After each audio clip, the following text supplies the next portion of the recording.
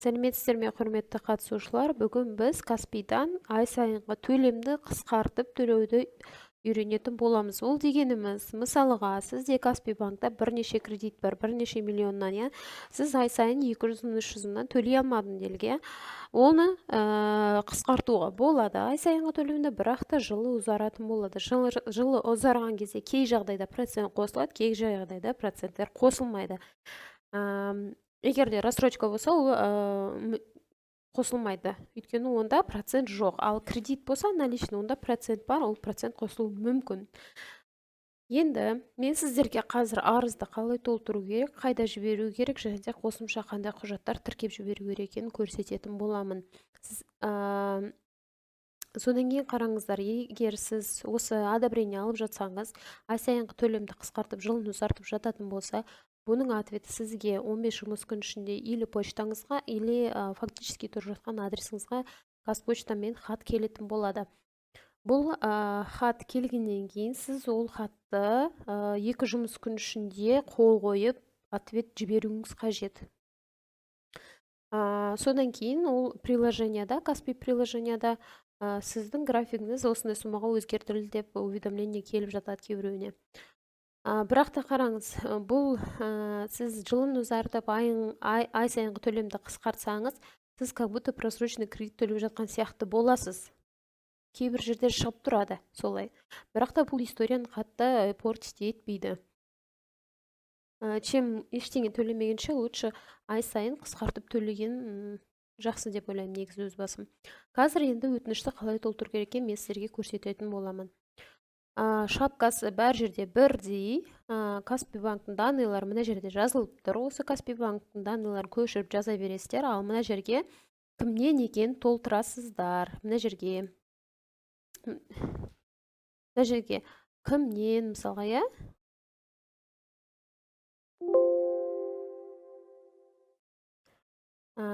Кімнен екенін мына жерге жазасыздар, ЖСН номерін жазасыздар, мекен-жайда обязательно фактически тұрып жатқан жерлеріңіз жазасыздар, өйткені почтамен келсе, сіздер сол фактически тұрып жатқан жерге ответ келу қажет. Телефон номер жазасыздар. Одан кейін міне өтініш басталды. Сізде қандай, мысалға, бір Каспий банктың өзінде бәленбай кредит болса, сол барлығын жазып шығасыздар. Қай жылы қаншадан алдыңыз, соның барлығын жазасыздар осы жерге. Содан кейін астында мына жерде өзіңіз өзгерте аласыз, мына жерлерде, иә? Өзіңіздің ситуацияңызды жазып, немесе өстіп қалдыра берсеңіз болады, бірақ та в основном пишите правду, то, что сіздің басыңыздан өткен нәрсені осы жерге жазып, шындыққа жанасатындай жазсаңыз, негізі көбінесе одобрение келіп жатады. Қалған заңдарды осылай қалтыра бересіздер. Содан кейін мына жерде мысалға қосымша құжаттарға тіркейсіз, обязательно кредитный историяны алып алыңыз, первое кредитный бюродан. Одан кейін егер многодетный болсаңыз, или инвалидность бар болса, или балаңыз инвалид болатын болса, сол документтерді тіркеп жіберіңіздер обязательно. АСП алушы болсаңыз, иә, мысалға. Содан кейін обязательно удостоверение жіберіңіз. Потом сіздің Каспий приложениядағы выпискаларыңыз бар ғой, соны скринтап жіберсеңіз болады. Міне осы өтініш иесі кім екенін жазасыз, күнін жазасыз, қолыңызды қойып, почтаға жібересіз. Почтаға, электронный почтаға кіресіз.